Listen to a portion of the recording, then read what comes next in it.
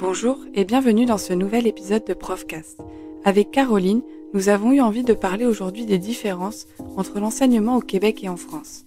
Profcast s'inscrit dans un projet plus global qui s'appelle Salle des profs, un site qui lie mon intérêt et ma passion pour le monde de l'éducation. Vous y retrouverez tous les épisodes de Profcast, des vidéos courtes de conseils et de partage d'expériences, ainsi que Copy, un assistant virtuel créé avec Régis, qui est web designer, et dont le but est de faire gagner du temps aux enseignants dans la préparation des cours. Je vous invite à aller sur le site et à me suivre sur les réseaux sociaux.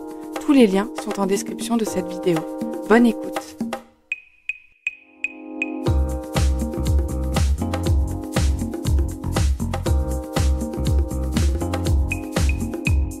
Salut Caro!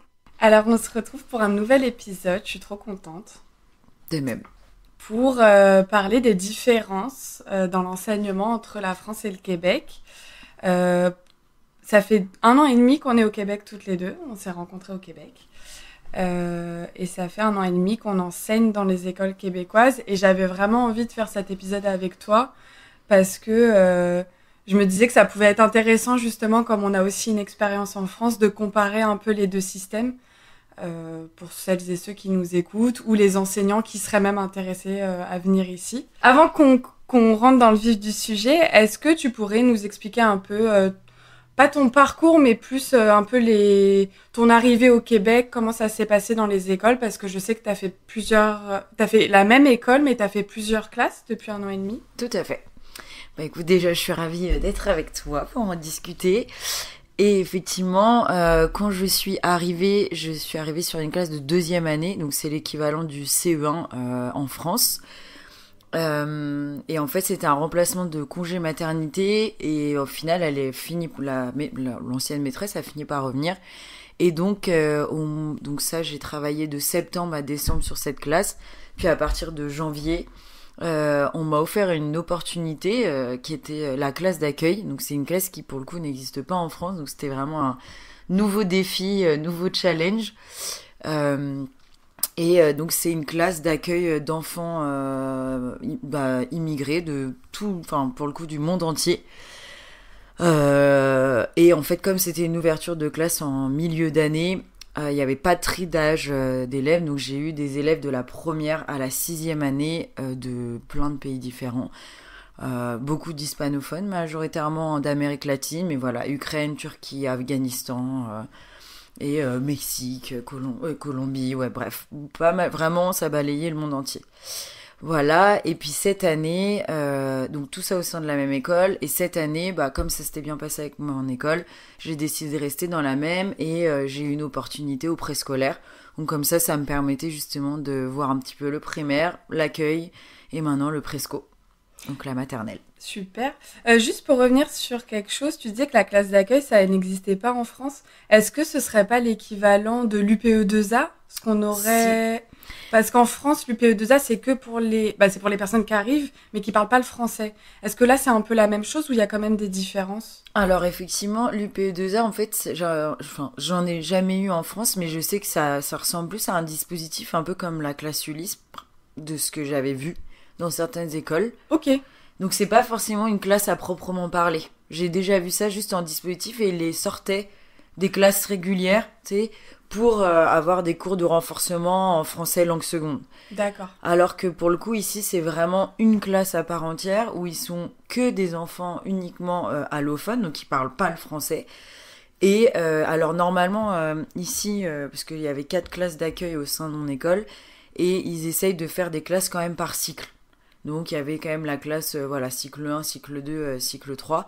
Là où moi, comme c'était une ouverture au milieu d'année, c'est pour ça que tous les niveaux étaient mélangés. Ouais, donc ça devait être un vrai défi pour toi de t'adapter à tous ces niveaux, l'âge, parce qu'en plus, ils vivent pas les mêmes choses, ils viennent pas des mêmes pays, donc ça devait être...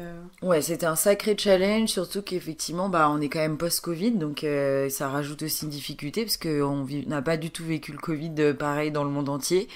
Donc effectivement, c'était un gros challenge. Après, ma direction me l'a confié aussi parce que j'avais une formation en linguistique qui m'a beaucoup aidée, puisque j'avais des cours en français langue seconde. Et j'ai la chance de parler 4 langues, donc ça m'a quand même pas mal aidé. Mais c'est vrai que c'était un gros challenge. Mais j'ai trouvé que c'était quand même Bah, une belle classe parce qu'en France, parfois, on a des allophones dans nos classes et c'est difficile à gérer parce qu'on n'a pas les outils, parce qu'on n'est pas formé.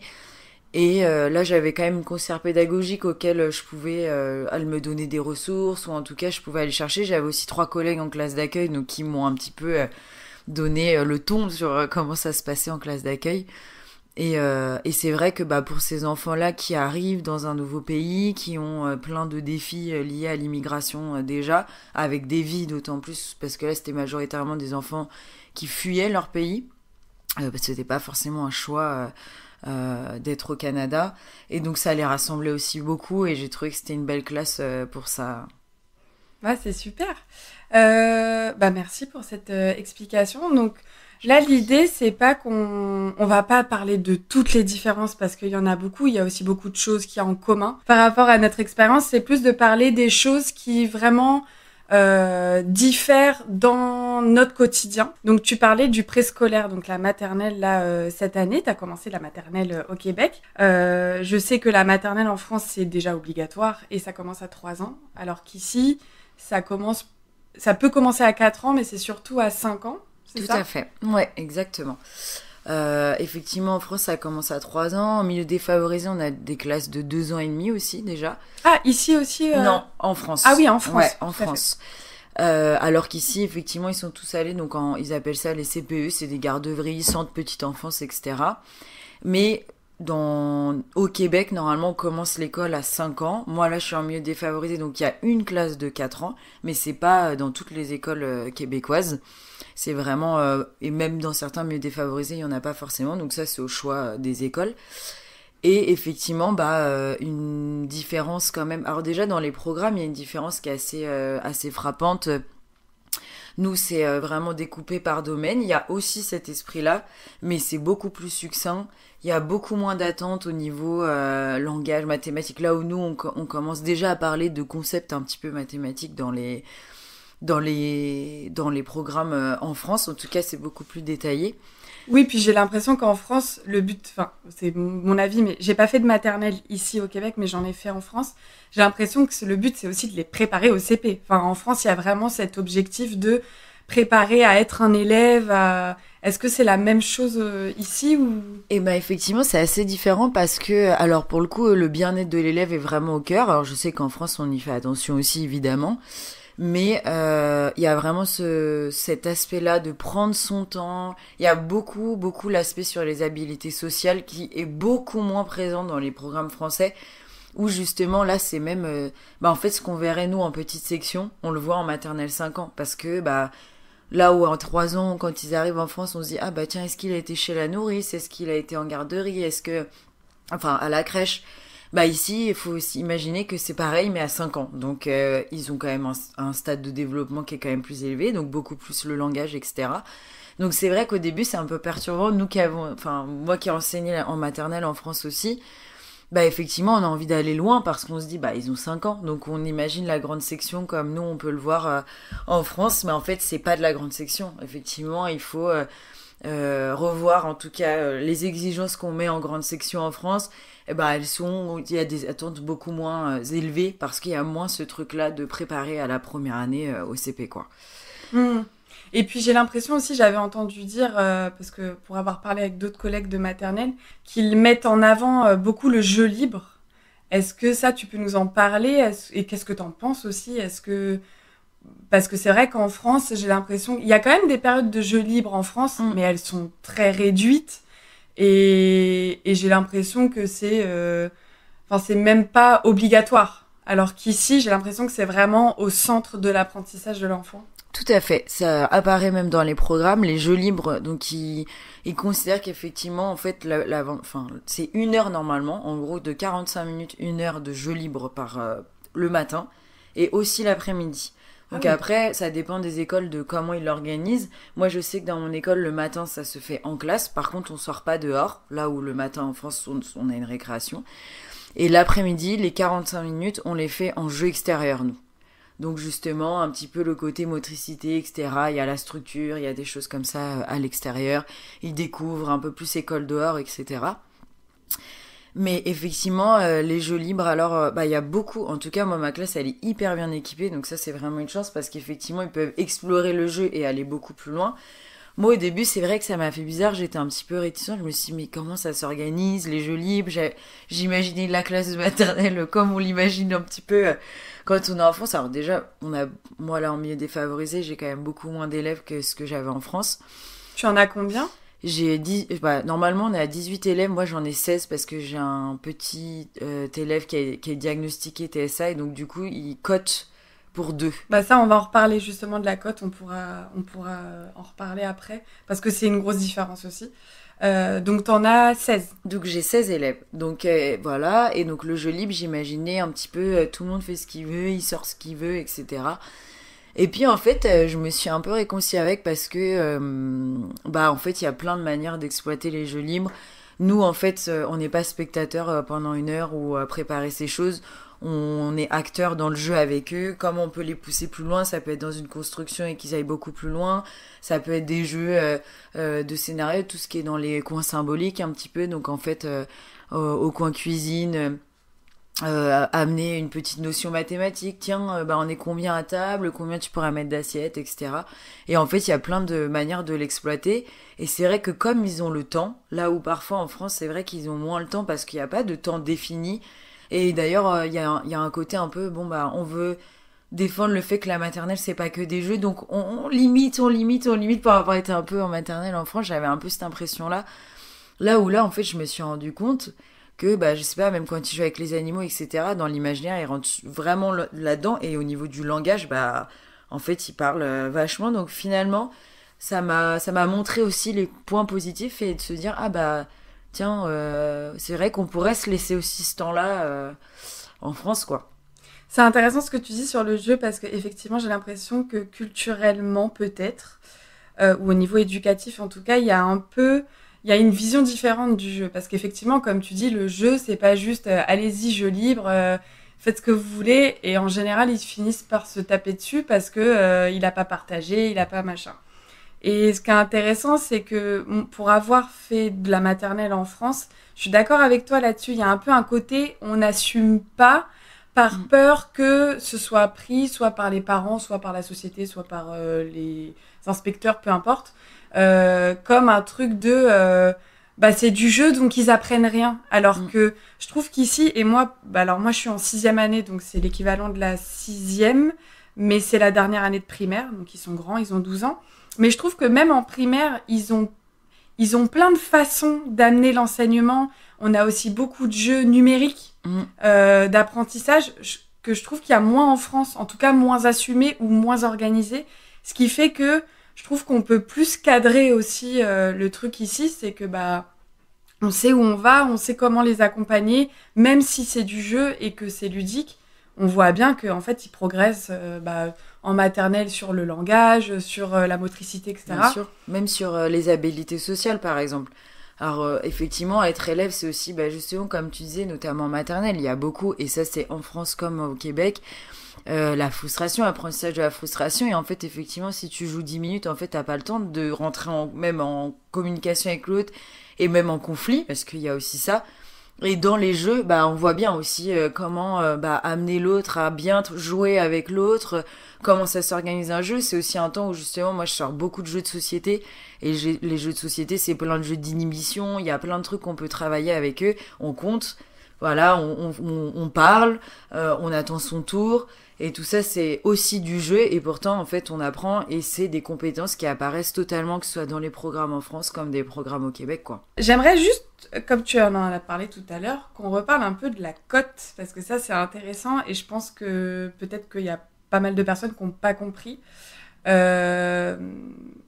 On a effectivement des élèves, comme en France, qui ont des troubles diagnostiqués, TSA, TDAH et d'autres. Sauf qu'au Québec, c'est un peu différent.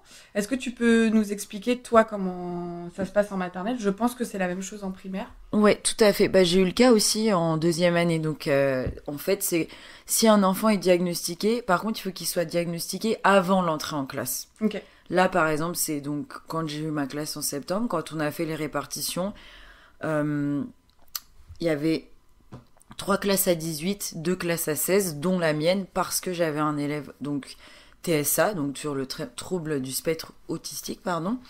Et justement, ce petit élève, il a été coté pour 2, donc ça veut dire qu'il vaut, en tout cas aux yeux de l'institution. De l'institution, c'est ça, il vaut 2 élèves parce qu'il considère qu'il va demander plus d'énergie, aussi un accompagnement personnalisé, des besoins particuliers, donc aussi du matériel adapté, ces choses-là, qui effectivement nous prennent beaucoup de temps dans notre planification en tant qu'enseignant, au sein d'une classe aussi, avec évidemment on sait que les autres, même si c'est une classe régulière, on a aussi d'autres défis, mais en tout cas ceux-là vont nous demander encore plus de temps et donc c'est pour ça qu'ils sont cotés 2. Donc au lieu d'être à 18, pour eux en fait ils considèrent que je suis à 18 en termes de ressenti, mais en tout cas en présentiel, devant moi, je n'ai que 16 élèves en physique. Ouais, c'est intéressant ça, mais je trouve ça bien parce que on est dans le principe de l'inclusion, mais on n'inclut pas pour inclure, dans le sens où je trouve qu'ils sont quand même plus réalistes sur les besoins. Alors, ça veut pas toujours dire qu'on a les moyens qu'il faut. Tout à fait. Mais je trouve ça intéressant de se dire, en fait, oui, là, cet élève-là, forcément, à cause de son trouble, il va avoir besoin de plus d'attention, de plus d'aide, etc. Par contre, je voulais juste faire une petite précision. Les cotes, ça vaut pas toujours 2 élèves. En fait, ça dépend du trouble, du diagnostic, etc. Donc, en fait, le fait de le savoir, même en début d'année, quand on a les listes des élèves, ça nous permet de se dire, ok, même quand on se répartit les listes, ok, moi, t'as vu, j'ai un élève qui a une cote 34, toi, t'as un code TSA, on va peut-être pas te mettre les nouveaux élèves tout de suite, quoi. C'est plus ça, et en vrai, je trouve ça assez intéressant. Ouais, tout à fait. Franchement, moi aussi, j'ai trouvé ça hyper intéressant. Au moins, on sait à quoi s'attendre. Il y a pas vraiment de surprise, surtout quand les élèves sont connus, effectivement. Et puis en plus, quand c'est affiché qu'il y a une cote, en fait, on sait, par exemple, on va proposer des services, on va te proposer peut-être des heures d'accompagnement, etc. Et c'est sûr que je suis d'accord, ça, c'est vraiment une belle force. Puis ça le suit toute sa scolarité, donc en fait ça permet, même s'il change d'école entre-temps, en fait tous les enseignants savent quel trouble il a. Alors peut-être qu'il y en a qui vont dire oui, mais ça le stigmatise, mais en même temps quand t'as un trouble, vaut mieux qu'on le sache pour qu'on puisse y remédier plus facilement, quoi. Puis ça reste entre nous en fait. Oui, c'est ça, professionnels et qui bien sûr. Alors on va parler des journées pédagogiques qui n'existe pas en France non plus. Les journées pédagogiques, qu'est-ce que t'en penses? Qu'est-ce que c'est? Alors, ça pour le coup, c'était vraiment nouveau. Ouais. Même la répartition, au début, on savait pas trop comment ça allait se dérouler, mais en fait, on en a à peu près une par mois, je dirais. Ouais, c'est une vingtaine dans l'année. Ouais, une vingtaine dans l'année, donc c'est pas tout à fait une par mois, mais ça revient à peu près à ça. Et en fait, ce sont des journées où les élèves, eux, ne sont pas en classe, mais nous, oui. Nous, les enseignants, en fait, c'est des journées où on peut planifier dans nos classes, on peut justement s'occuper de tout ce qu'on a un petit peu pas le temps de faire au cours de notre semaine. C'est aussi justement mettre des projets en place, on peut avoir des formations. On peut avoir des réunions aussi avec l'équipe. Des réunions, tout à fait. C'est là aussi on va faire les plans d'intervention. Donc c'est par exemple quand un élève est en difficulté, on va rencontrer la direction, les professionnels de l'école, etc. pour en discuter d'un élève. Et ça c'est vraiment bien parce que c'est vrai que moi j'ai vraiment eu l'impression, en tout cas dans ma pratique, des fois on n'a pas le temps dans la semaine, ou même ça donne plus envie aussi de monter des projets parce qu'on a ce temps-là un peu quali. Là où des fois c'est après l'école. Et donc t'as pas forcément le temps, des fois t'as plus l'énergie parce que t'es un peu brûlé de ta journée, oui. Que là en fait t'es tout frais, t'arrives à 8h30, puis tu commences ta journée, puis t'as une petite to-do list à faire et t'as le temps de la faire. Et donc le fait de pas avoir les élèves dans la classe, c'est quand même bénéfique. Et en fait les élèves, eux, sont soit gardés par les parents, soit par le service de garde. Au début je me disais mais comment font les parents, parce que c'est vrai que du coup c'est une organisation à la maison. Puis après, finalement, quand on pense à la France, on se dit, en fait, nous, le mercredi, ils ont pas école. Et je me suis dit, c'est comme remettre un petit peu au mercredi. Et effectivement, les pédagogiques, c'est super bien, mais en France, quand moi, j'étais à la semaine à 4 jours, le mercredi, c'était un peu ma journée to-do list que j'ai pas le temps de faire, etc. Et c'est vrai qu'au début, le mercredi ici notamment m'a beaucoup manqué parce que dans l'organisation, pour planifier, c'était quand même hyper pratique d'avoir la petite pause du mercredi pour le faire. Et en fait, je dirais que les pédagogiques ont un peu pris ce rôle-là du mercredi que j'avais quand j'étais en France. Oui, c'est vrai, parce que ici, la différence aussi avec la France, c'est que toutes les journées, c'est les mêmes heures. Enfin, du lundi au vendredi, c'est 8h30, 15h30. Donc, en fait, on n'a pas une journée où c'est un libre, peu... Voilà. Alors, moi, je travaillais à Paris, donc on n'avait pas la semaine de 4 jours, mais on travaillait le mercredi matin. Donc, on finissait à 11h30, donc ça va. Mais c'est vrai qu'après... Enfin, moi, je me rappelle en France, quand je rentrais chez moi à midi, j'avais la flemme, quoi. Enfin, je faisais une sieste de 2 heures. Enfin... Alors que là, le fait que ce soit organisé, que ce soit... encadré, c'est pas chez soi, en plus, c'est à l'école. C'est ça. Après, on peut quand même télétravailler de temps en temps quand il n'y a pas de réunion, etc. Mais c'est vrai que, je me lève quand même à la même heure. Mais le fait de pas avoir les élèves, de faire les réunions, les rencontres, etc. Je trouve ça... tu passes une journée quand même moins fatigante que quand t'as les élèves. Et puis, c'est vrai que tu peux avancer vraiment hyper vite. Moi qui ai des 6e années où j'ai beaucoup de corrections à faire, là, je charbonne, quoi, à chaque fois. Donc, pour ça, c'est très, très cool, je trouve. Même pour on n'a jamais le temps de parler avec nos collègues quand on est chacun dans nos classes, etc.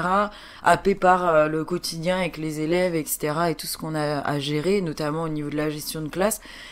Et en fait, ces journées-là, elles permettent justement de parler avec ses collègues, faire des échanges sur là où on est, comment justement on se retrouve...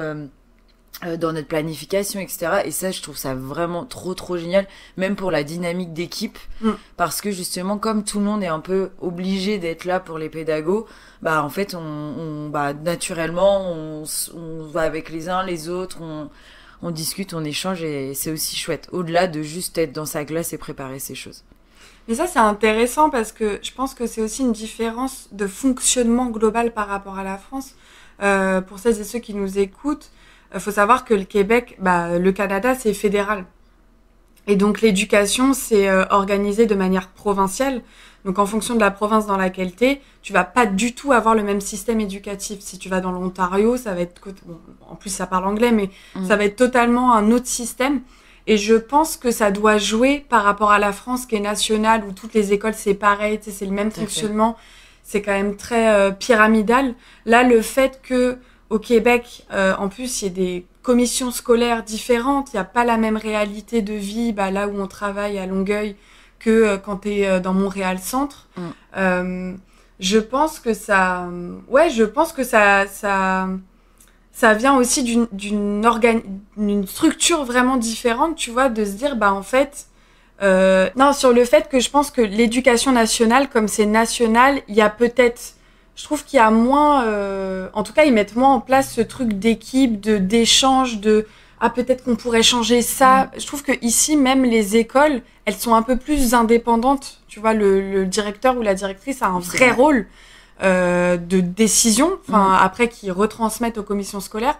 Mais du coup, je pense que c'est aussi pour ça que ça travaille beaucoup plus en équipe. Enfin, en tout cas, c'est mon interprétation.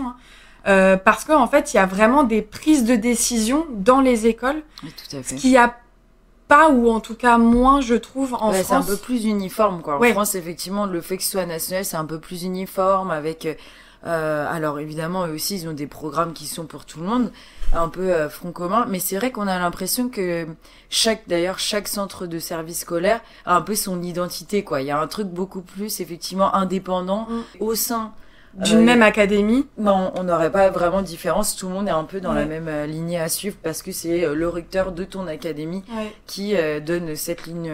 Alors qu'il y a des réalités vraiment différentes. Même dans Paris, moi j'étais à Académie de Paris. J'ai travaillé dans le 19e, dans le 17e, dans le 18e. C'est pas du tout le même délire. Alors il y a des similitudes, mais tu vois, il y a des réalités qui sont pas du tout les mêmes. Et c'est ça que je trouve bien ici, pour le coup. Alors effectivement, c'est pas du tout la même réalité de vie, c'est pas la même culture, enfin voilà, c'est pas le même gouvernement, système, etc. Mais c'est vrai que c'est intéressant justement par rapport aux journées pédagogiques et au travail d'équipe, de voir que... Moi, ça m'a fait bizarre au début, parce que j'ai été dans des écoles en France où on travaillait un peu en équipe, où je pensais que c'était du travail d'équipe. En fait, c'était pas du tout du travail d'équipe. Là, on est obligé toutes les semaines de faire des réunions de niveau pour voir un peu où on en est, pour avancer ensemble, etc.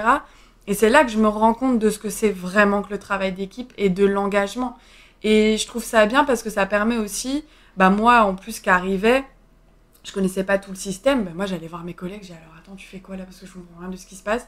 Tu peux le faire aussi en France, mais j'ai l'impression que c'est moins organisé.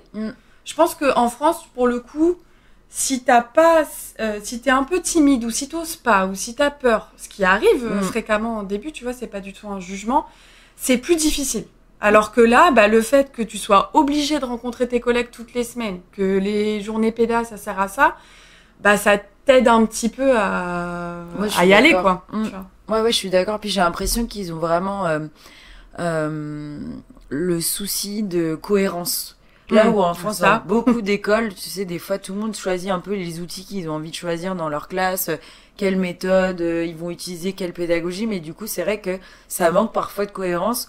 En première année, au CP, par exemple, ils vont voir une méthode, puis en CE1, alors ça va être complètement différent. Et c'est vrai qu'ici, il y a un peu ce truc-là, tout le monde utilise à peu près les mêmes outils, etc. En tout cas, ouais, il y a un peu plus ce truc de souci de cohérence. Et je suis d'accord avec toi. Alors, moi, en milieu défavorisé, quand j'étais en France, j'ai eu la chance de tomber dans une équipe qui travaille beaucoup en équipe. Et je crois que dans les milieux défavorisés aussi, en fait, t'as pas le choix, quoi. Il y a un peu ce truc de t'as pas le choix, faut que ce soit cohérent parce que c'est déjà tellement plein de défis que justement on est obligé de travailler ensemble. Mais tu vois, je savais pas si j'allais le retrouver ici. Là, je suis encore en milieu défavorisé. Je me suis dit, tiens, est-ce que c'est parce que je suis au Québec ou est-ce que c'est parce que je suis en milieu défavorisé? Et j'étais contente de retrouver un peu cette dynamique-là, mais en plus avec des temps donnés d'équipe. C'est ça. Il me manquait en France. Ouais. Et que là, ils sont donnés. Alors au Presco on n'a pas, mais même les périodes libres, par exemple. On va en parler. Tu fais des transitions incroyables, Caroline. C'est pour ça qu'on fait le podcast ensemble. J'ai moins de travail, c'est fou. Excuse-moi, en plus, je t'ai coupé. Non, mais du coup, si je peux faire le lien avec les périodes libres, c'est incroyable. Ça, c'est vraiment génial. On a 5 heures de période libre par semaine.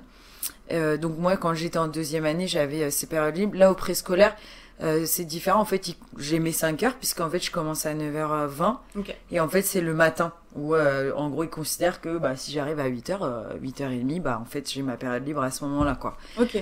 Mais donc, si t'arrives plutôt le matin, t'as pas les élèves, quoi. Quoi qu'il arrive, tu les as à 9h20. Exactement. Okay. Ils arrivent qu'à 9h21 précisément dans mon école. C'est tout à fait précis. Les minutes comptent au Québec. Les minutes comptent. C'est vrai. C'est vrai. Et donc, effectivement, nous, au préscolaire, comme on commence plus tard, ils considèrent que nos périodes libres sont le matin, mais au primaire, donc je vais en parler. Lucie elle peut en attester aussi. Moi en deuxième année j'avais ça peut être une période libre genre à la P2, période 2. Si tu parles de période, ils vont être perdus. On va parler du vocabulaire aussi parce que c'est un gros point. En fait, les journées sont découpées en 5 périodes.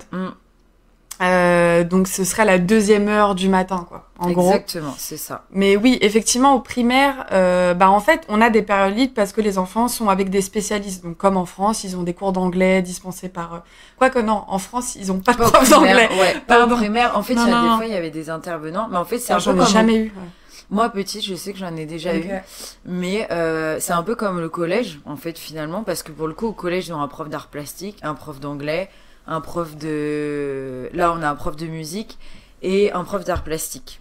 C'est ça, parce que là, moi, en France, ils avaient un prof de musique, un prof d'éducation physique. Ah, quand même. Ouais. Ah, que moi, j'ai jamais à Paris, connu ça. Mais en fait, à Paris, on a ce qu'on appelle les... Alors, je sais plus le terme, je crois que c'est PVP, professeur de la ville de Paris. Ah. Ça, c'est que à Paris. Et donc, ce sont des professeurs spécialisés en éducation physique, en art plastique et en musique. Donc, on ne dispensait pas ces cours, si tu veux. Sauf que la différence, pour revenir aux périodes libres, c'est qu'en fait, même quand les élèves sont avec les spécialistes, tu es responsable de ta classe. Donc, si par exemple, en France, si tes élèves commencent à 8h30 en art plastique ou en musique, tu es obligé de venir à 8h30. Parce que tu es responsable de tes élèves. Normalement, t'es même censé assister au cours. Mais ce que j'allais dire, du coup, t'es là en présentiel avec... alors, dans la théorie, oui. Mais moi, j'ai connu plein de profs qui me disaient, vas-y, c'est bon, je fais mon cours, tu les récupères dans 1 heure. Et moi, je préférais parce que ça me permettait de corriger, de faire mes trucs. Mais c'est vrai qu'au Québec, donc, je connaissais un peu les périodes libres, mais pour moi, c'est des périodes entre guillemets libres parce que t'es quand même responsable de tes élèves. Donc, s'il y a un problème, c'est à toi de gérer. Alors que là, au Québec, en primaire, donc ils ont des enseignants d'anglais, éducation physique. Moi, en 6e année, ils ont art dramatique Ouais, aussi. c'est soit art plastique, soit art dramatique. Ils choisissent, c'est des choix école, encore une C'est fois. ça. Mais en fait, ce qui est super, pour revenir sur les périodes libres, c'est que les spécialistes sont responsables des élèves. Donc, c'est-à-dire que moi, par exemple, dans ma classe, le vendredi, ils commencent la première heure en art dramatique. Donc, moi, je peux arriver à 9h30 du matin. Et ça, c'est génial parce qu'en fait, le vendredi, je dors 1 heure de plus. Je sais que s'il y a un problème, c'est les profs d'éducation physique, d'anglais, etc. qui gèrent. Et après, on transmet les infos, quoi.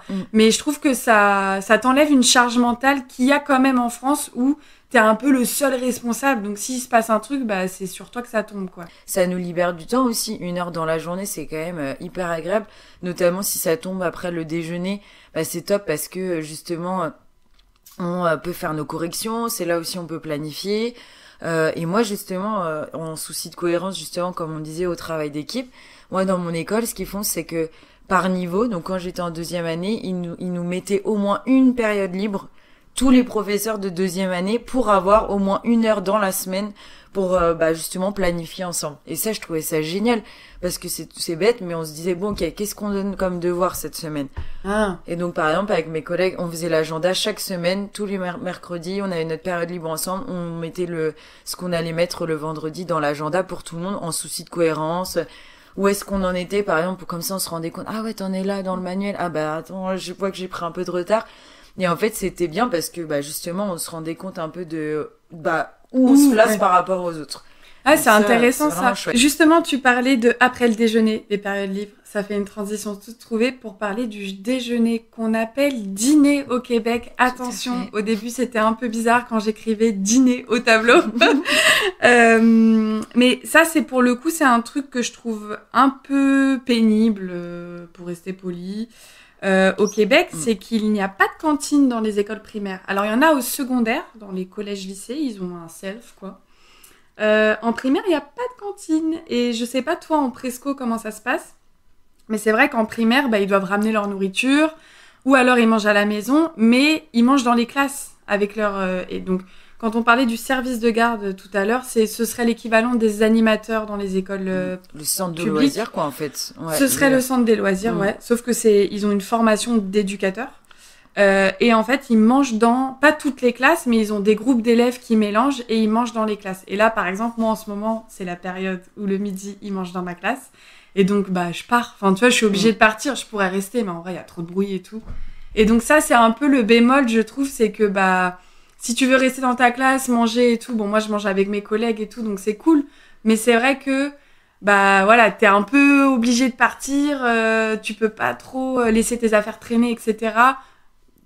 C'est pas forcément un problème sécuritaire, mais bon, tu vois, et ça, je trouve ça un peu dommage que, en plus, ils mangent souvent froid et tout. Enfin, je sais pas, toi, en maternelle, comment ça se passe ? Je suis tout à fait d'accord. Moi aussi, ça, je dirais que c'est un gros point noir du système et qui est vraiment différent. Effectivement, comme il n'y a pas de cantine, ils mangent dans nos classes. Moi, ils mangent aussi dans ma classe. Okay. Moi, depuis l'année dernière aussi déjà. Et en vrai, déjà, alors... J'ai de la chance, là j'ai une super éducatrice, j'ai eu souvent quand même des super éducatrices donc qui sont quand même soucieuses de laisser la classe assez propre, mais c'est vrai que voilà, même chez les petits en fait ça peut être vite arrivé, même si l'éducatrice est super, etc. Je sais pas, de la compote qui s'échappe dans les bureaux. Moi en primaire par exemple, comme on a quand même les casiers là dans les tables, il y en a, je sais pas, au lieu d'aller jeter le papier à la poubelle, qui te le met dans la case, donc ton élève qui revient après, il retrouve ses affaires, il y a des déchets dedans. Après, je sais pas, un jus qui s'échappe, malgré tout, t'as pas en plus de quoi laver avec une lavette, etc. Le sol, donc ça colle. Ça, c'est vraiment le gros point noir. Et moi, pareil, j'ai le service de garde, donc le matin, le midi et le soir. Ah, t'as les 3. Oh là là. Et donc là, par contre, c'est vrai que c'est l'enfer, parce que toi, moi, j'aime bien rester un petit peu après l'école, faire mes choses, préparer un petit peu des petits trucs, etc. Mais en fait, dans le bruit, on n'arrive pas à se concentrer. Nous, on est brûlés de la fin de journée aussi. Et donc, en fait, j'ai aucun moment de répit dans ma classe. Ah, ça, c'est dur, je trouve. Et ça, parce que moi, pour le coup, ils viennent que le midi. Donc le soir, tu vois, je suis tranquille, je peux rester. Tout le temps, moi. Des fois, en plus, je fais tutorat, donc tu sais, j'ai 4 élèves dans ma classe et je suis tranquille, je peux fermer la porte, je mets la musique, enfin, tu vois. Mais c'est vrai que si tu l'as matin, midi et soir... Ouais, ça c'est vraiment... alors, comme je commence à 9h21 quand même, moi, mon éducatrice, alors là, il fait beau, etc., donc ils sortent quand même un petit temps. Donc tu sais, des fois j'ai genre 20 minutes où je peux y aller. Mais c'est vrai que ça c'est vraiment un gros point d'or parce que justement bah mine de rien tu fais pas de pause, t'es toujours dans le bras. Alors pareil, je vais manger avec mes collègues etc. Donc c'est un peu ma petite pause, mais tu vois ça c'est vraiment posé. Moi je fais du tutorat aussi. Je vais où? Mon local il est pris tout le temps en fait, donc je le fais quand? Je le fais comment en tout cas? Et donc bah c'est courir après les collègues pour savoir est-ce que ta classe elle est libre à telle heure pour que je puisse le prendre, est-ce que la bibliothèque personne la prend. Donc c'était un peu la vie valise là où je changeais un peu tout le temps de local. Donc là c'est bon, j'ai trouvé des classes qui sont libres, mais voilà, c'est un point quand même organisationnel qu'il faut prendre en compte et qui est pas hyper simple à gérer. Ouais, puis je trouve même pour les élèves, tu vois, parce qu'on travaille toutes les deux dans des quartiers défavorisés, et c'est vrai que je vois on a quand même un gros avantage en France d'avoir la cantine qui coûte rien, quoi. Alors, je sais plus combien ça coûte aujourd'hui, mais moi, quand j'étais petite, ça coûtait pas grand-chose. Moi, c'était 3 euros au Muro, là où je travaillais en France. Parce que je crois que ça dépend quand même du salaire de tes parents. Quotient familial, c'est ça. En gros, des revenus des familles. Je sais que même pendant le Covid, ils ont fait à 1 euro la cantine. Et même au-delà de... Il y a cet aspect-là qui est hyper important, je suis d'accord, parce que là, on voit aussi la différence des boîtes à lunch. Il y en a qui ont des boîtes à lunch hyper bien achalandées, puis il y en a d'autres élèves où il y a un pauvre sandwich. C'est ça, et on est un peu gêné pour lui. Puis il y en a qui demandent aussi, mais pourquoi lui il a plein de collations et moi non? Donc ça, c'est des choses qui sont pas mal difficiles à gérer, j'imagine, pour les éducateurs.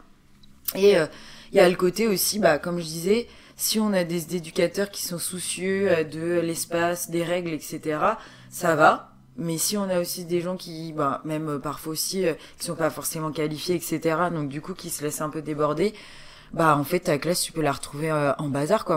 Moi ça m'est arrivé, je sais pas, ils ont le droit de jouer au ballon dans ta classe, écoute, quand ils on voit des fois des choses comme ça, mais après quand toi t'es là en train de mettre des règles dans ta classe alors qu'au même endroit il y a pas les mêmes règles, ça je trouve que c'est hyper pour un élève, je pense il doit vraiment avoir du mal à comprendre pourquoi j'ai le droit de le faire c'est le même endroit avec mon éducatrice et pas avec mon enseignante, tu vois.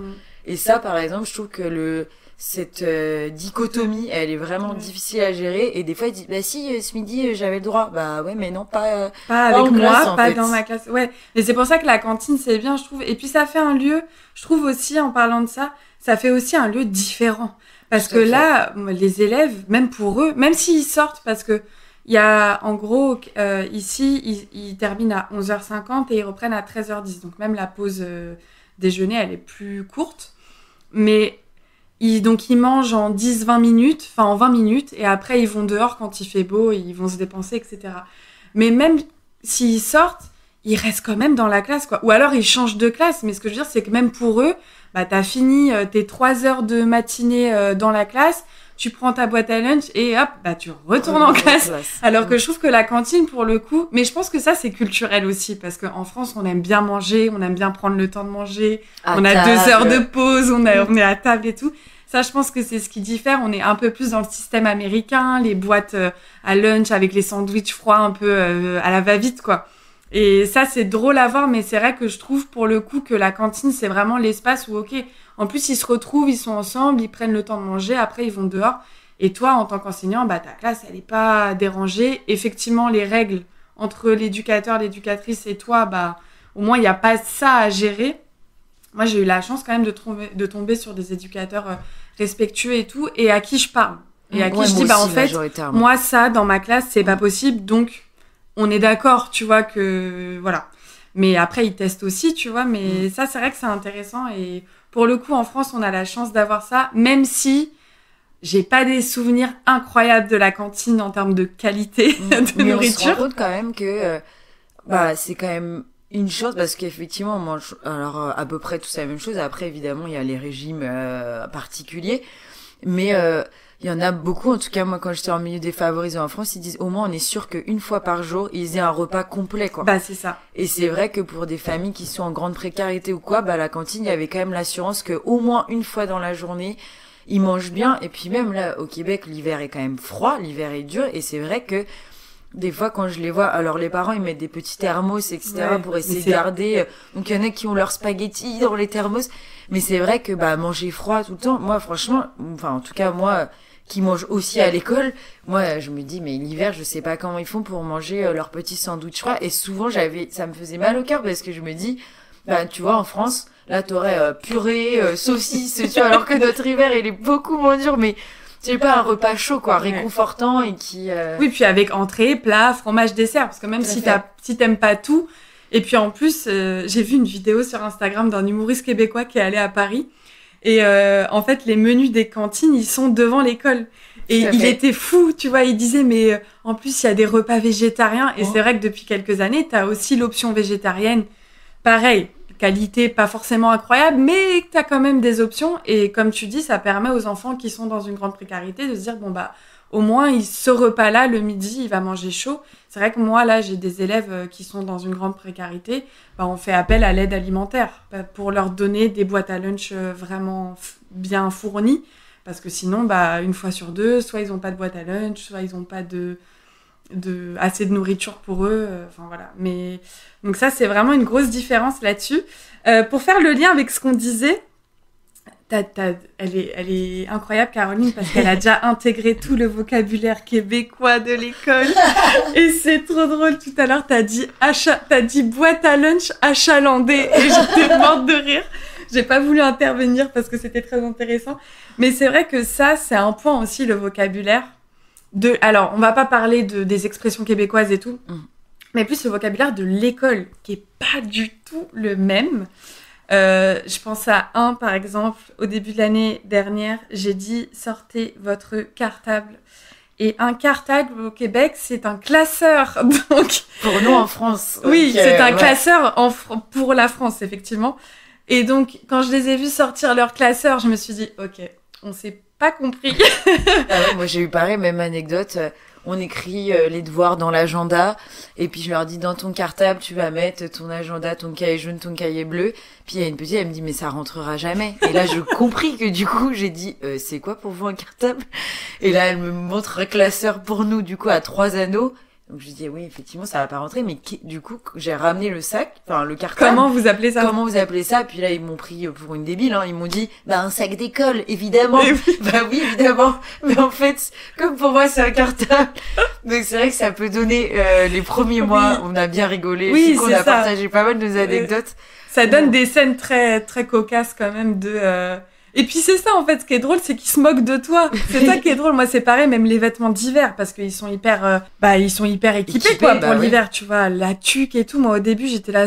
Puis en fait ce qui est fou, c'est que des fois on a des mots différents, tu vois. Mais par exemple avec des petits, quand je disais mets ton bonnet, ils savaient pas ce que c'était parce qu'ils entendent que tuque, alors que les plus grands ils savent un petit peu. Puis en plus moi, je suis dans une école où il y a énormément d'immigration, donc ils ont pas tous le même mot de vocabulaire, mais c'est vrai que les trucs comme ça, même le dîner, enfin, tu sais, des trucs, quand t'arrives, tu te dis, ouais, bah, ça va, on parle la même langue, on a les mêmes mots. Non, vraiment. Et en plus, j'ai l'impression que c'est, quand on discute, mais avec des amis qui sont dans d'autres secteurs, c'est vraiment propre à l'école, en tout cas, qu'il y a encore plus de différences comme ça. Et effectivement, je suis d'accord avec toi, ils se moquent un petit peu, parce que des fois, même eux, c'est un peu la première fois qu'ils entendent ça. Et puis il y a un peu ce truc où ils nous voient un peu nous qui ne connaissons pas en fait. Là où l'enseignant il est vu plutôt comme un savant qui sait tout. Donc là quand ils nous voient nous qui débarquons et qui tu sais où on sait pas vraiment, il y en a je suis d'accord avec toi, ils rigolaient, mais je sais pas, même où des fois ils te demandent j'aimerais un aiguisoir. Moi au début un aiguisoir, mais alors ouais, je me suis dit aiguisé, mais bon, aiguisé pour nous c'est pour les couteaux, tu vois. Puis là tu te rends compte que c'est un taille-crayon, enfin il y a plein de trucs comme ça où il y a vraiment un vocabulaire qui est... Et dans l'école, en plus c'est là où nous-mêmes on se rend compte comment c'est intégré pour nous. Ouais. Comme on a été prof en France, c'est des mots qu'on a tellement dit. Puis on a été élève en France. Mais même je vois le vocabulaire des marques, c'est pas les mêmes marques de Stabilo. Voilà, Stabilo, c'est l'enfer. Mais le Stabilo, c'est une marque. Ouais. Eux, c'est pas ça, c'est un Sharpie. Donc, en fait, il y a plein de trucs comme ça où c'est vrai que c'est intégré pour nous parce on dit les marques, un Bic, un stylo Bic, un Stabilo. Mais en fait, c'est le nom de la marque, c'est pas le nom de l'outil, tu vois. Et eux, quand ils me disaient Sharpie, je suis là, c'est quoi un Sharpie? Je comprends pas. Mais c'est drôle. En vrai, moi, je trouve ça trop cool parce que je trouve que ça crée aussi une relation avec les élèves où ils nous apprennent aussi des trucs, tu vois. Et moi, je suis arrivée à l'école l'année dernière, je leur ai dit, on n'a pas le même vocabulaire, apprenez-moi. C'est ça qui est drôle. Et en fait, ils sont hyper contents parce que ils te disent plein de mots et ils te demandent, mais toi, comment tu le dis en France, etc. Ah, mais c'est trop bizarre et tout, tu vois. Ouais, mais je suis d'accord, ça a créé un échange de vraiment hyper intéressant. Et même avec, comme tu dis, il n'y a pas de différence d'âge, mais petit comme grand, c'est hyper intéressant parce que même les petits, ils sont quand même intéressés à savoir comment tu le dis. Et moi, je vois par exemple, en classe d'accueil, j'avais ce défi-là. Est-ce que, moi, il y a des mots que j'utilisais tout le temps, comme, prends ta trousse. Mais ici, ils disent un étui à crayon, par exemple. Et j'étais embêtée parce qu'effectivement, mais moi, je l'ai pas. Étui à crayon, en fait, ça sort pas comme ça, instinct. Ouais. Quand t'es dans ta pratique, en fait, je dis, ouais, prends dans ta trousse, regarde ta trousse, machin. Et en fait, je me suis dit, il faut que je leur apprenne les deux parce qu'après, ils vont pas forcément avoir une prof française. Il y a quand même peu de chance. Il y a plus de chances qu'ils aient une professeur ou un professeur québécois. Ouais, c'est ça. Donc, je me suis dit, il faut que je leur apprenne les deux. Et d'un côté aussi, en ouverture pour le langage et tout, je vois là, en préscolaire, archi intéressant parce que tu peux expliquer justement que t'as la tuque, t'as le bonnet, voir aussi un peu les différences. Parce qu'ils disent aussi le chapeau. Mais le chapeau, pour nous, c'est pas un bonnet, en vrai. C'est la casquette, non? Le chapeau, non, mais ils le disent aussi pour le bonnet. Mets ton chapeau. Donc moi, j'étais un peu perdue, tu vois. Je dis, vous utilisez quoi, la tuque, le bonnet, le chapeau Mais c'est vrai que ça donne... Mais d'un côté, je me dis, en termes de bassin linguistique, tu vois, genre de... C'est génial. C'est génial, parce que du coup, en tout cas, moi, j'ai eu l'impression, eux, ils étaient hyper contents de m'apprendre des trucs. Moi, j'ai l'impression, du coup, d'avoir appris trop de trucs. Mais inversement, eux aussi, ça leur ouvre aussi... je me dis, ils l'entendront. Tu vois, surtout qu'il y a beaucoup de Français aujourd'hui qui sont arrivés au Québec, c'est sûr que ça leur ouvre des portes aussi. Et puis même, il y a beaucoup d'Africains francophones aussi, et tu vois, même mes collègues québécois, ils me disaient, parce que pour avoir des grands, toutes les vidéos YouTube, les youtubeurs qui suivent, la plupart, c'est des Français. Donc, ils utilisent aussi ce langage-là. Après, moi, ce que je trouve intéressant aussi, c'est de leur dire, moi, je leur ai dit, j'essaye de m'adapter, tu vois. Mais comme tu dis, des fois, il y a des mots, ça vient pas. Ouais. Mais ce qui est bien, c'est que maintenant, on se comprend. Mais tu vois, moi, je vais jamais les forcer à utiliser un autre mot, parce que maintenant, je comprends ce qu'ils veulent dire et ils comprennent ce que je veux dire. La plupart du temps, j'essaye quand même de dire le mot qu'ils connaissent. Pareil. Mais maintenant, ce qui est bien, c'est que quand je dis je sors ta trousse, ils savent ce que c'est. Mais au début, il fallait qu'on se mette d'accord, tu vois. Sur... ça. Quand ça vient, des fois, ça vient pas comme ça naturellement, mais pareil, je vois même que j'utilise maintenant des mots dans ma pratique où je pense que si à un moment je reviens en France, ils vont me regarder et me dire mais qu'est-ce qu'elle raconte, parce que c'est si je le disais en mode français, ils me comprendraient pas, notamment là avec les petits. J'essaye vraiment de m'adapter et de dire ce qu'ils entendront et moi-même de m'adapter parce qu'on est aussi là pour là. Et maintenant, il y a des choses qui sont que j'ai intégrées moi-même. Je sais pas, bien sûr. Moi aussi, hein. Je sais pas, avant tu disais j'ai de la chance, etc. Je suis chanceuse, vous êtes chanceux, vous êtes capable, etc. C'est vraiment un truc beaucoup plus. En tout cas, en France, je le dirais jamais. Tu vois, capable. Ça se dit pas dans une phrase, alors qu'ici vraiment, et ça pour le coup, je l'ai totalement intégré. Il y a plein de petits mots comme ça, bon matin, allô, tu sais, on se dit bonjour, etc. Et il y a plein de mots aussi que on intègre malgré tout. Nous aussi, on les prend quoi. Ouais, c'est ça qui est bien. On va continuer avec une différence qui est très importante, je trouve, et en faveur du Québec. Et je pense qu'on finira là-dessus. Alors c'est large, c'est plus sur l'organisation de l'école, le personnel de l'école, parce que c'est vrai que, comme je le disais tout à l'heure, la France c'est national, donc c'est une organisation nationale avec une hiérarchie beaucoup plus beaucoup plus déterminée, enfin beaucoup plus visible qu'au Québec, je trouve. Ou en tout cas, il y a plus de hiérarchie qu'au Québec, je trouve. Et ce qui est intéressant, c'est que, comme je disais tout à l'heure, les écoles au Québec, elles sont quand même, entre guillemets, un peu plus autonomes. Enfin, en tout cas, il y a une indépendance, je trouve, en fonction des commissions scolaires, de là où tu vis, etc., comme je disais tout à l'heure. Et il y a aussi beaucoup plus de gens qui travaillent dans les écoles. J'ai un peu l'impression, moi, que l'école ici, c'est un peu géré comme une mini-entreprise. Parce que, tu sais, on a des assemblées générales, on a des... Enfin, il y a plein de choses qui sont... Un budget pour chaque foyer de dépenses, etc. Même les mots utilisés, etc. Je suis d'accord avec toi, ça fait penser un peu à une mini-entreprise. Puis il y a beaucoup plus de personnel que nous, on peut voir dans nos écoles, quoi. Donc, il y en a plusieurs. Moi, déjà, ce que je trouve fou, c'est le fait que... Alors, je sais pas, moi, J'ai fait qu'une école aussi. J'ai fait plusieurs niveaux, mais j'ai fait qu'une école. Il y a rarement une seule ou un seul directeur. Il y a une directrice ou un directeur et des directeurs adjoints, donc soit un, soit deux. Moi, je suis dans une très grosse école. Il y a plus de 700 élèves, donc il y a 3 directeurs. Il y a la directrice qui gère, qui chapeaute tout et qui s'occupe du 2e cycle. Il y a un directeur adjoint qui s'occupe de la maternelle et du 1er cycle. Et il y a une autre directrice adjointe qui s'occupe du 3e cycle, des orthopédagogues dont on va reparler, des classes communication qui sont l'équivalent des classes Ulysse. Enfin voilà.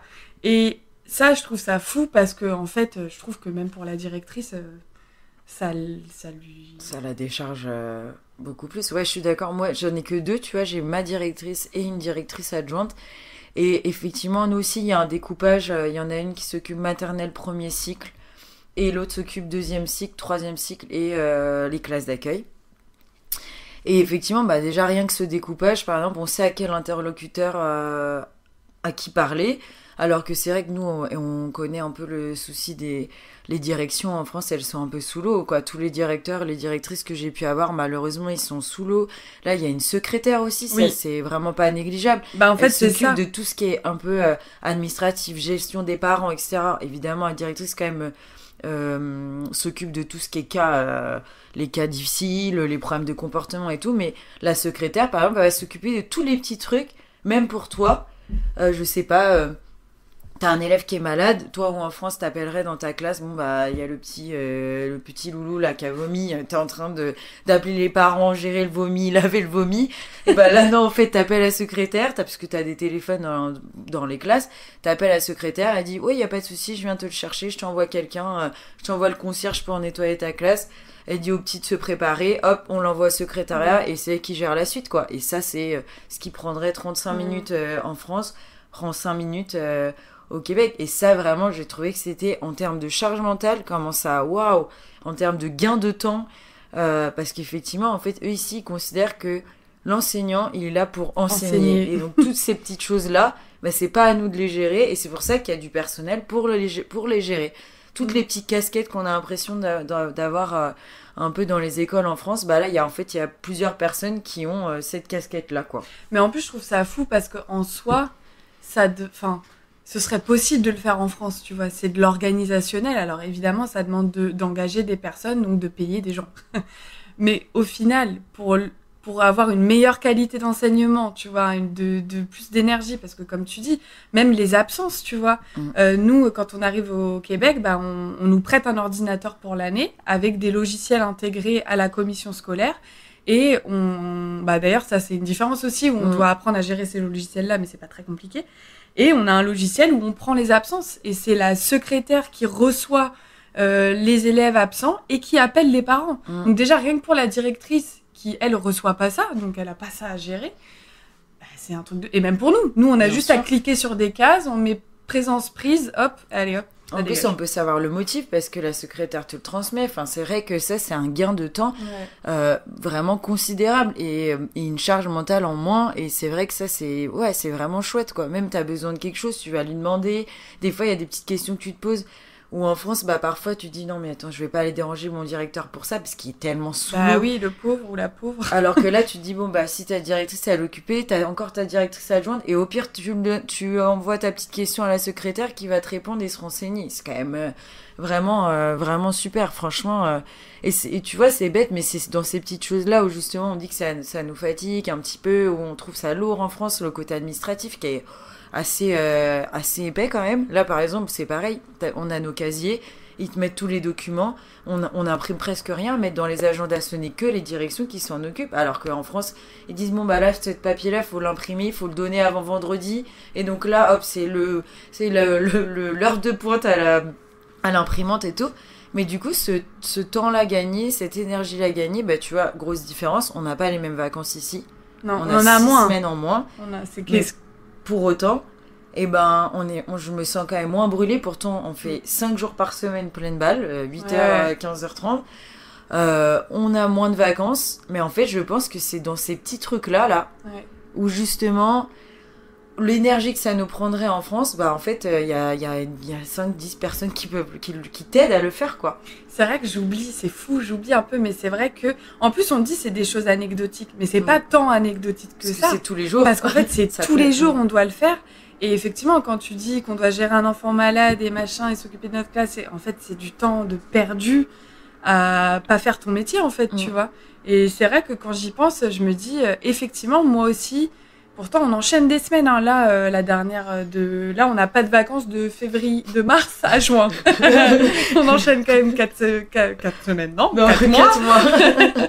Mais c'est vrai que je trouve qu'au quotidien, je me sens moins brûlée qu'en France, où effectivement, je pense que du coup, la charge mentale, même si on a quand même des trucs à gérer, des élèves et tout, par exemple, même on va en reparler, même des problèmes de comportement et tout, on a une gestion de classe à faire de fait, mais le fait qu'il n'y ait pas tous ces trucs-là autour, bah, ça fait qu'on peut se concentrer un peu plus là-dessus.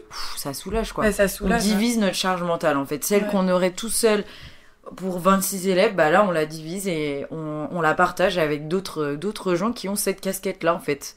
Ouais, non, c'est vraiment bien là-dessus. Et pour finir sur les autres personnes importantes des écoles que moi, je ne connaissais pas et qui sont quand même essentielles. Pour terminer, on va parler des orthopédagogues et des TES. Alors, rapidement, les orthopédagogues, ce serait l'équivalent du RASED quand ça existait dans les écoles. Ouais, non, mais pas comportement. Tu sais, il y en a dans le RASED, t'avais maître E et maître G. Oui, non, ce serait que le volet pédagogique. Ouais, là. Que le volet pédagogique, c'est ça. Mais oui, parce qu'en plus, elles font quand même tout ce qui est mathématiques et français, parce qu'elles font pas que non plus langage, etc. Mais effectivement, je trouve qu'il y a quand même un truc un peu entre l'orthophonie aussi, en tout cas quand elles travaillent pour la lecture, etc. Orthophonie et enseignant. Elles ont vraiment les deux casquettes. Ouais, didactique et en même temps le savoir théorique, parce que tu vois, quand tu parles un peu de la lecture, etc. avec les orthopédagogues, tellement intéressant, les outils qu'elles ont. Elles vont beaucoup plus loin, là où nous, en fait, en classe, on n'a pas forcément le temps. Là, elles vont beaucoup plus loin avec des outils super intéressants, mais évidemment au cas par cas, parce que nous, on a un groupe de, là, tu vois, je sais pas, 18 élèves. Oui. Elles prennent, ça peut être individuel ou 5 élèves, donc c'est pas la même réalité non plus. Mais je suis d'accord avec toi, mais quel métier, ça n'existe pas en France, quoi. Mais c'est tellement fou, hein. Une aide... C'est fou parce que moi, tu vois, en 6e année, j'ai commencé l'année en ayant une orthopédagogue en maths et une orthopédagogue en français. En maths, elle a dû aller après dans d'autres niveaux, donc on a fait que de septembre à novembre avec elle, en gros. Mais en fait, c'est trop bien parce que du coup, elle t'aide en classe. Elle peut aussi prendre un groupe d'élèves qui est en grande difficulté pour travailler les nombres, la lecture, enfin peu importe. C'est surtout maths français, hein. Enfin, c'est que maths français. Mais ça, c'est trop bien parce que, moi, je trouve que même les élèves, mes élèves de 6e année qui ont des grosses difficultés en lecture, une fois par semaine, ils vont en orthopédagogie avec l'orthopédagogue. Ça dure 1 heure. Ils travaillent avec elle et en fait, j'essaye de faire en sorte que ce soit le même travail, mais j'ai pas les mêmes objectifs, tu vois. Je vais dire, là, tu vas... Et en plus, ce que je trouve bien, c'est qu'on va discuter avec elle. Elle va dire, c'est quoi tes besoins ? Voilà. Donc, il y a quand même un échange. Il y a quand même un échange que je trouve intéressant. Et c'est vrai que, en France, ça n'existe pas, ça. Et ça manque. En fait, ce qui est fou, en plus, c'est que nous, on a un regard extérieur. Donc, on se dit, c'est génial. Mais ce qu'il faut savoir, c'est que les Québécois à qui on en parle, eux, ils sont pas contents parce qu'ils ont perdu des orthopédagogues. Avant, il y en avait beaucoup plus. Et il y a aussi, ce que je veux dire par là, c'est qu'il y a aussi des coupes budgétaires au Québec, etc. C'est pas parfait. Mais c'est vrai que quand tu viens d'un pays où il n'y a pas ça, tu trouves ça formidable même d'avoir 1 heure par semaine, tu vois. C'est clair. Moi, je vois en 2e année, effectivement, pareil, j'avais mon orthopédagogue, elle me demandait un peu mes besoins. Et en fait, c'est tout bête, je trouve, moi notamment là en 2e année, donc on imagine, c'est des CE1, effectivement, la lecture, elle n'est pas encore tout à fait... acquise. Acquise, c'est ça. Et donc, elle avait juste pris des élèves. C'est pas en plus forcément que ceux qui sont méga en difficulté, etc. Quand toi, généralement, t'es envoyé au RASED, mais c'est les petits loulous où c'est la grosse galère, quoi. Et là, non, tu vois, c'était j'avais un petit groupe d'élèves, c'était la fluidité. Et en fait, ils ont fait une petite période d'orthopédagogie. Après, nickel, c'était des super bons lecteurs. Donc, en plus, ça permet de les remettre bien sur les rails, qu'ils arrivent, sécure en CE2 pour le reste et tout. Et en fait, peut-être aussi que ça prévient des problèmes qu'on retrouve parfois en sixième. Tu vois ce que je veux dire? Ouais, c'est qu'on clair. retrouve beaucoup plus tard en CM2, on se dit ah mais attends, mais en fait il sait pas bien lire quoi. Alors que si c'est pris à temps, tu vois, là je te jure, je pense aujourd'hui, quand j'ai vu la différence de quand ils ont été suivis, et c'était pas grand chose, mais comme quand tu vas un peu chez l'ortho, hop, ça modifie avant que tu commences à prendre des mauvaises habitudes. En plus, plus t'es petit, plus du coup t'es encore malléable, etc. J'ai vu, après elle lisait super bien et je me dis, bah super pour le reste de ton parcours scolaire. Il te suffisait pas grand chose. Pas de grand chose. Un petit coup de pouce et hop. Ouais, c'est vrai que Ouais, pour ça, c'est top. Et il y a un autre, et ça, franchement, pas des moindres pour moi. D'ailleurs, au début de l'année, j'avais vachement de mal à les appeler. Ce sont les TES. Les TES, c'est les techniciens en éducation spécialisée, c'est ça? Tout à fait, ouais. Et donc, ce sont des personnes qui viennent en aide pour les problèmes de comportement. Alors, je parle pas forcément de troubles, hein, mais c'est des élèves, bah, par exemple, je sais pas... Un élève qui refuse de travailler, par exemple. Ça se pourrait. Il y en a qui appellent Tout pour à ça. fait. Mais, nous, par exemple, on n'a pas le réflexe. Moi, c'est pareil. J'ai encore non. du mal à appeler. Hein, j'appelle jamais. Mais en fait, c'est que... On a tellement pris l'habitude de gérer les problèmes nous-mêmes que c'est difficile de déléguer, je crois. Et effectivement aussi, il y a un truc on sait pas trop comment se placer par rapport à ça. En tout cas, moi, je vois d'un côté, comme on appelle quelqu'un pour déléguer ce moment-là, en fait, eux, ils considèrent que c'est parce que t'enseignes pas si tu es en train de commencer à régler des conflits, etc. Mais en même temps, il y a ce truc de... Moi, j'ai vu aussi un peu le revers de la médaille, où il y a un peu, ça rompt un peu le lien avec ton élève, parce qu'après, du coup, c'est qui la méchante, tu vois? Parce que c'est tellement bienveillant, etc. Et ce que je trouve très bien. Mais parfois, c'est pas forcément toujours adapté, donc il faut bien être raccord avec ces techniciens. Oui, ça dépend de la personne... ça dépend de la TES. Voilà, ça dépend de la TES et c'est vrai que c'est important de discuter avec eux, un peu comme les ATSEM en maternelle finalement, pour justement être raccord et pas qu'il y en ait un qui passe pour le gentil ou un le méchant ou... Voilà, ça peut dans des situations un peu... c'est vrai que c'est pas facile, moi aussi j'ai eu du mal, j'en appelle toujours pas tellement parce que j'ai pas trop de besoin, en vrai j'ai un groupe plutôt calme, mais c'est vrai que je suis d'accord avec toi, il y a un truc de dosage quand même, parce que je sais que j'ai connu des collègues, pas des collègues de mon niveau, mais des collègues qui en abusent, vraiment, où dès qu'il y a un truc, tu vois, un conflit après la récré, TES, tu vois. Mais je suis d'accord avec toi, après ça brise le lien et on va... Même pour le lien de confiance, tu vois, l'enfant, s'il a un problème, il va peut-être pas aller voir l'enseignante parce qu'à chaque fois, elle délègue à la TES. Moi, je sais que j'appelle quand vraiment il y a eu un... Alors, en général, j'appelle pas, mais je sais que souvent les TES interviennent quand, par exemple, ils ont vu le conflit, tu sais, avant toi, s'ils surveillaient à la récré ou en retour de la récré. Donc, ils l'ont géré eux-mêmes. Et ce que j'aime bien, c'est qu'après, ils viennent te voir pour te dire, bon, voilà ce qui s'est passé avec tel et tel élève, etc. Après, à moi d'en reparler ou pas avec les élèves, ça dépend de moi et d'eux. Mais souvent, moi, j'appelle si vraiment je sens que j'ai pas de prise sur l'élève ou que les autres élèves sont en danger. Pareil. Ou que l'élève en question qui pète un câble est en danger ou met en danger quand les toi autres. Aussi, t'as besoin... Parce que des fois, tu vois, je vois en France, on a commencé à atteindre notre juge de tolérance et parfois, j'explique à l'élève. Là, mais pour les autres et pour toi... on a besoin d'une pause, quoi. Ouais. Moi, là, notamment au préscolaire, en début d'année, j'avais un élève, il pouvait pleurer, mais longtemps, tu vois. Et par exemple, longtemps, mais genre, en plus, à des moments, genre, la détente, tu vois. Donc, où tous les autres essayent de dormir, etc. Bon, 45 minutes, c'est long. Donc, je l'ai gardé. Puis à un moment, je me suis dit, bon, écoute, j'ai cette chance-là, on va la saisir quand même, tu vois. Et puis en fait, les TES, tout de suite, enfin, tu vois, la TES est arrivée, elle m'a dit, mais évidemment, enfin. Oui. Et ça, par exemple, elle se dit, ça s'y prête. Hop, ils lui ont fait prendre une petite marche. Ils ont en plus plein de, tu sais, un peu de widgets, de machin, de petits trucs pour retour au calme, etc. Là où toi, en fait, tu peux faire un retour au calme, mais parmi les autres élèves, en fait, les autres, ça les a désorganisés aussi. En plus, on imagine, les petits, c'est en cascade, il y en a un qui pleure, etc. Et donc, le fait, effectivement, qu'il ait pu avoir lui son temps à lui, nous le temps un petit peu au calme, moi le fait de justement ça peut aussi atteindre quand tu vois t'as fait 20 minutes 30 minutes avec les pleurs, mais il y a un moment aussi tu veux bien déléguer, tu vois. Donc et ça c'est cool en vrai de pouvoir savoir, en tout cas encore une fois, que tu peux compter sur quelqu'un. C'est tout bête, mais même le fait de savoir, tu vois, on l'utilise pas forcément, mais le fait de savoir que t'as la possibilité, Alors que des fois, tu vois, tu te retrouves en galère en France, tu sais pas comment faire, mais tu sais que t'es livré à toi-même.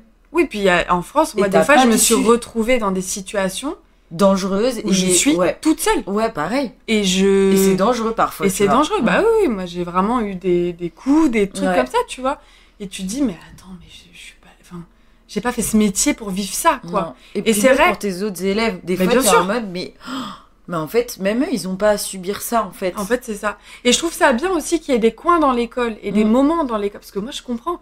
Ils sont toute la journée ensemble. C'est des enfants, ils sont en construction, ils apprennent des... Donc, normal que des fois, tu pètes. Enfin, moi, c'est pas ça le problème. Mais c'est vrai que, en tant que personne seule à gérer 17-18 élèves, bah, des fois, tu peux pas gérer le gamin qui pète un câble parce que ça va pas dans sa vie ou quoi et tout. Donc, le fait de le sortir, de dire, bah là, en fait, tu vas être avec quelqu'un d'autre, tu vas te calmer. Et après, moi, j'ai eu déjà des retours en classe. C'est bon, ça va? Ouais. Puis en plus, il y a un peu l'effet aussi, ils sont, tu vois, il y a aussi pas mal, d'attachement, etc. Et donc, des fois, ils ont besoin d'être en one-one. Mais toi, tu peux jamais être en one-one avec un élève. Ouais. Donc, le fait qu'une TES soit que là pour l'élève, je pense que ça, c'est vrai qu'il y a un effet un peu cocooning, etc. où c'est son moment à lui et c'est pas genre, toi t'es en train de le consoler, mais t'es en train de gérer Michel qui est en train de courir partout, l'autre qui fait un pipi sur lui ou j'en sais rien, tu vois. Là, c'est maternelle. Presco. Mais effectivement... Quoique... Non, je rigole. Mais en tout cas, ouais, il y a un peu cet effet aussi one-one. Et tu vois, moi, je vois aussi, on a une psychoéducatrice dans mon Oui, école. nous aussi. Ouais, bon, c'est vrai qu'on en a pas parlé de la psycho. Ouais, la psychoéducatrice. Et genre là, par exemple, elle a commencé, moi, avec certains de mes élèves et tout, c'est des ateliers d'habilité sociale. Et donc, ils font des jeux de société... des ateliers sur les émotions, des choses comme ça, tu vois. Et je trouve ça super. Juste coupe, les habiletés sociales, c'est ce qu'on appellerait le vivre ensemble en France. Tout à fait. Ouais. Ouais. Mais oui, c'est ça. Moi aussi, elle est venue faire un atelier de groupe dans toutes les classes de 6e année pour comment faire les bons choix. Parce que comme ils vont au secondaire l'année prochaine, qu'ils vont au collège, bah, ils vont se retrouver avec des gamins de 15, 16, 17 ans. Parce que au Québec, le secondaire, c'est collège et lycée. Dans le même bâtiment, quoi. Et donc, elle mettait en scène des situations, elle mettait des vidéos, tu vois, où c'était des ados qui allaient à une fête et qu'est-ce qu'ils devaient faire, ils se faisaient influencer. Et en fait, c'est trop bien parce en fait, ce que j'aime bien ici, c'est qu'ils ils ont pas de tabou, tu vois, ils savent que, totalement. Tu vois, même on a des cours d'éducation à la sexualité, ça c'est un truc dont on pourra reparler une autre fois parce que je trouve qu'en plus en France, on parle beaucoup de ça en ce moment, je trouve que c'est intéressant. Mais c'est vrai que la toutes ces personnes-là, je trouve que ça vient vraiment en ressources, en accompagnement de l'enseignant. Et je trouve ça beaucoup plus honnête et beaucoup plus honnête qu'en France, où j'ai l'impression qu'il y a un peu une vision de l'enseignant, tu sais, tout à l'heure, on parlait du sachant, celui qui... Mais en fait, on n'est plus là-dedans aujourd'hui. Il y a vraiment un volet éducatif. Je regardais une émission sur France 5, je crois que c'est ce soir, où il parlait du thème de l'éducation à la sexualité à l'école, mais donc il parlait de l'école aussi. Et ce que je trouvais intéressant, c'est que la personne qui parlait, elle disait, mais en fait, on a tellement de trucs à enseigner aux élèves, de savoir vivre. Maintenant, en plus, on a l'éducation à la sexualité, on a l'éducation à l'écologie, tu sais, éducation morale civique. Enfin, non, mais il y a tellement d'éducation tu vois, de savoir-être, de savoir-faire qu'en fait, on peut pas le faire tout seul. Et c'est ça que j'aime bien ici, c'est qu'il y a vraiment, en fait, et puis je trouve que même au niveau de la relation aux autres, ça pousse les enfants à dire que oui, tu as des manières de faire différentes. On n'est pas les mêmes adultes, on est tous différents, on fonctionne tous différemment, mais les règles de respect, elles sont les mêmes. Et le fait qu'ils côtoient plein d'adultes différents avec des façons de faire différentes, je trouve ça super parce que ça leur montre que peu importe qui c'est, on n'a pas les mêmes valeurs, on n'a pas forcément la même façon de faire, mais en fait, on travaille la ensemble, finalité, elle est la même. Je suis totalement d'accord. Il y a vraiment un truc de partenaire. En plus, c'est marrant parce qu'en France, il y a eu un moment dans les programmes où il disait justement la coéducation, machin, alors avec les parents et tout. Mais en fait, on peut pas coéduquer si on est tout seul, quoi. Et en fait, il y a un peu un truc comme ça. Je vois aussi... orthophoniste aussi dans l'école, enfin genre ça c'est psychologue aussi, psychologue scolaire aussi, incroyable parce que tu vois là cette année notamment moi j'ai un petit qui a été diagnostiqué, il va partir en classe déficience multiple etc. et il a été évalué à l'école et tu vois c'est un enfant qui est d'une famille précaire, il aurait jamais pu potentiellement avoir un diagnostic. Et il y a un peu, et ça c'est l'école publique, tu vois, ça c'est l'école pour moi. Alors je dis pas qu'elle est pas inégalitaire parce qu'il y a toujours des inégalités et qu'au sein même du centre de service scolaire, bien sûr, on n'a pas les mêmes budgets, on n'a pas les mêmes réalités, etc. Pour autant, il y a quand même un truc de savoir, je sais pas, qu'une orthophoniste, elle est dans mon école et qu'elle peut aider autant un petit loulou qui habite dans une maison et que celui qui est en HLM, par exemple, eh ben, je suis contente parce qu'en France, c'est pas le cas. C'est du libéral, c'est payant. Il y a beaucoup, quand t'es en milieu défavorisé, que tu dis aux parents, ouais, il faudrait l'emmener chez orthophoniste. Mais on peut pas, c'est ça qu'on te répond. Ouais, puis on peut pas, et puis il y a 2 ans d'attente. Et il y a 2 ans d'attente parce qu'il y en a pas. C'est ouais. On peut pas et il y en a pas. Donc c'est nickel. Alors qu'ici, le fait d'avoir cette chance-là, moi j'en ai un notamment dans la classe qui a une dyspraxie verbale et je vois tellement le bénéfice de l'orthophoniste sur lui. Et en plus, du coup, moi, j'ai des rencontres avec elle où elle me donne les outils qu'elle travaille avec lui. Donc, il y a une cohérence même avec l'enseignante au sein de l'école. Et elle a aussi le matin des rencontres avec les parents. Et eux, ils utilisent aussi le même matériel à la maison. Donc, faut imaginer. C'est génial. Ouais. C'est génial. Donc là, cet enfant-là qui a une dyspraxie verbale, oui, c'est difficile, mais il est aidé. Tout le monde, pour le coup, coéducation, tout le monde travaille ensemble avec les mêmes outils. Et encore une fois, une cohérence, génial, et ils le disent autour de l'enfant, ils ont besoin de ça, que justement ce soit cohérent, qu'il y ait comme un fil conducteur, on nous demande un peu entre la maison et l'école, mais c'est difficile puisqu'on n'est ni à la maison et eux ils sont pas à l'école, les parents, mais le fait que ces partenaires-là aussi, je trouve, ils nous rassemblent. Moi j'ai rencontré des parents parce qu'il y avait la psychologue scolaire avec l'orthophoniste, etc. Et même ces réunions-là, elles sont tellement intéressantes. Il y a la direction, les partenaires, donc les spécialistes, l'enseignant. Et en plus, même nous, je trouve qu'on a notre place. Là où tu vois, quand on a un élève, je sais pas, on te dit qu'il a un diagnostic, mais on sait même pas ce qu'il a. Parce que secret médical et ça, mais comment veux-tu qu'on l'aide? Et là ici, comme tu disais, il n'y a pas vraiment de tabou, il y a un truc de mais si on veut l'aider, bah il faut réunir ses forces et on va se le dire. Ok, ce qui se passe, on les met sur la table, on en parle avec les parents. Il y a pas de on marche pas sur des œufs, quoi. Ouais, il y a un peu ça. ce truc, c'est vraiment cool. Je trouve ça vraiment puis agréable. je pense que ça montre la différence aussi aujourd'hui entre instruction et éducation. Il y a 30-40, mais même peut-être pas, oui, il y a 30-40 ans, en France, on était dans l'instruction. On devait enseigner des choses, on faisait passer le savoir, et basta. Évidemment qu'il y avait de la discipline à faire, mais c'était de la discipline par rapport à écoute le cours. Là, aujourd'hui, on est dans de l'éducation, et donc ça rejoint ce que tu dis, on peut pas être tout seul à éduquer. Mais même les parents, tu vois, quand je vois les parents qui galèrent tout seuls, parce qu'ils sont 2, voire 1, des fois. Ouais, monoparental, c'est clair.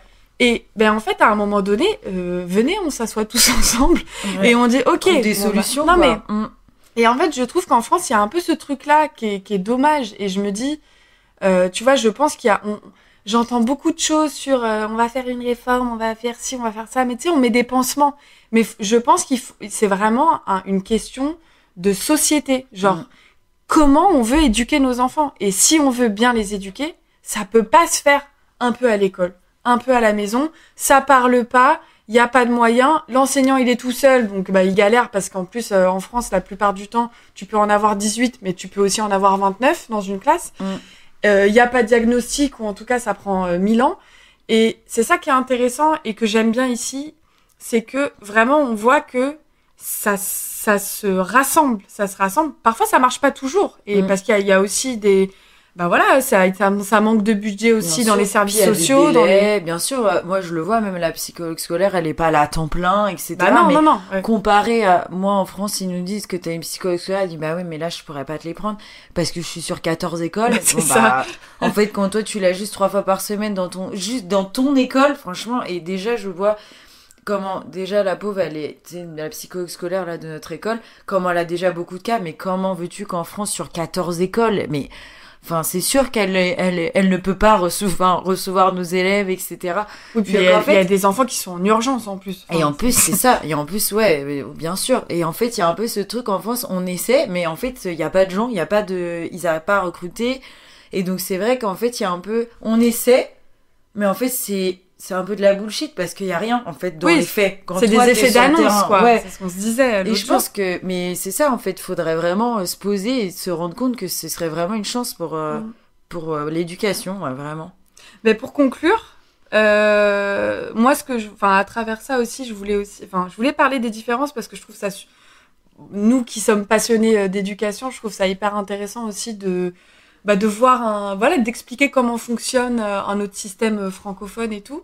Et je trouve aussi que ce qui est intéressant, ça nous permet aussi de prendre du recul, mais aussi de se dire, en fait, si ça se passe bien ici, ça peut donner des idées. Donc, je sais que nous, à notre échelle, peut-être qu'on fera pas grand-chose, mais je me dis, voilà, pour celles et ceux qui écoutent le podcast, ça peut aussi donner des idées. Je pense que les Français, on n'est pas les meilleurs en éducation, loin de là.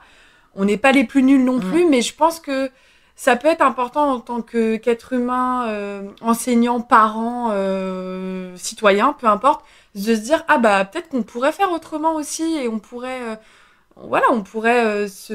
s'influencer de manière positive. Et c'est ça que j'aime ici aussi. C'est pas parfait, mais c'est vrai que là-dessus, sur ce point-là, je trouve les Québécois plus ouverts et plus enclins, en tout cas, à essayer des choses, mais pour changer profondément, pas juste en surface, effet d'annonce, quoi. Ouais, je suis totalement d'accord avec toi. Il y a un peu le fait de justement voir un autre système, je trouve on se rend aussi compte des forces en France parce que tu vois là un peu le nez dans l'éducation nationale, etc. Les dernières années, il y avait beaucoup de choses qui allaient pas avec la pénurie, etc. Et je me suis rendu compte qu'en vrai, j'en ai pas mal souffert malgré tout. Et là, en découvrant un peu ce système, je me suis rendu compte aussi quand même, alors qu'on a des failles, mais je me suis aussi rendu compte des points positifs, tu vois, où on a aussi plein d'idées. Je me suis rendu compte, je sais pas, on me défavorisé, mais mes collègues, je me dis par rapport au rythme qu'on a en France, etc., comment on est capable quand même d'avoir mené des projets aussi gros et notamment culturels. Je trouve que par contre, même sur les sorties, etc., et culturellement, nous j'ai fait des projets street art de malade, là où j'étais, on avait une ferme pédagogique et tout, et en termes de culture, de l'école de art, de machin, pour le coup, en France, tu vois, je me suis rendu compte aussi de cette force-là. Je me suis rendu compte, la cantine, c'est bête, mais on se rend pas compte quelle chance on a eu d'avoir la cantine. La semaine à 4 jours, en fait, moi, quand je leur explique à mes collègues, ils trouvent ça génial, même pour le bien-être de l'enfant, pour le coup, parce que c'est le jour des activités extrascolaires, là où eux, il faut aménager ça le soir, machin, etc. Oui, puis ils ont pas trop la culture de l'activité extrascolaire. Souvent, je remarque aussi, ça c'est une différence, mais bon, on en parlera peut-être une autre fois, eux, ils mettent beaucoup de choses dans l'école. Donc, au secondaire, notamment, les enfants, ils ont des options sport et tout. C'est plus à l'américaine, d'ailleurs, je trouve. Ouais. Mais il y a moins de politique publique de la ville pour proposer des activités en dehors de l'école, je trouve. Ouais, c'est ça. Et ça, pour le coup, pareil, une de nos forces, quoi. Il y a aussi, je vois par rapport au programme, etc., ce que nous, on peut proposer et ce qu'eux, ils proposent. Tu vois, il y a plein de choses. Et d'un côté, le fait de découvrir un nouveau système, ça donne aussi un peu d'espoir parce qu'il y a des trucs qu'on voit que ça marche, qu'on a vécu, donc en plus on peut en parler, quoi. Ça donne aussi des idées en se disant, tiens, quand je reviendrai dans le système français, comment je peux amener peut-être une autre dynamique parce que j'ai vécu ça au Québec, les formations, il y a des trucs, franchement. Et donc, je suis d'accord avec toi, il y a des différences. On se rend compte que même dans les meilleurs des cas, tout le système, il sera quand même pas parfait, mais en tout cas, il y a des solutions et qu'on peut y arriver que si on est ensemble, quoi. Merci beaucoup, Caro. Avec plaisir, j'ai passé un bon moment comme d'habitude. C'est toujours un plaisir de discuter avec toi, Malulu. Oui, c'était super et puis j'espère que cet épisode vous a plu. Et à bientôt. À bientôt. Merci d'avoir écouté Profcast. Si vous avez aimé cet épisode, n'hésitez pas à mettre des étoiles sur Spotify, Deezer ou Apple Podcast. Vous pouvez aussi partager l'épisode sur vos réseaux sociaux. Je suis Lucie et vous pouvez me retrouver sur les réseaux sociaux sous le nom Salle des Profs, où vous retrouverez toutes les actualités en lien avec le podcast et mes autres projets. Si vous avez des idées de sujets, n'hésitez pas à m'envoyer un message ou à commenter l'épisode. À bientôt!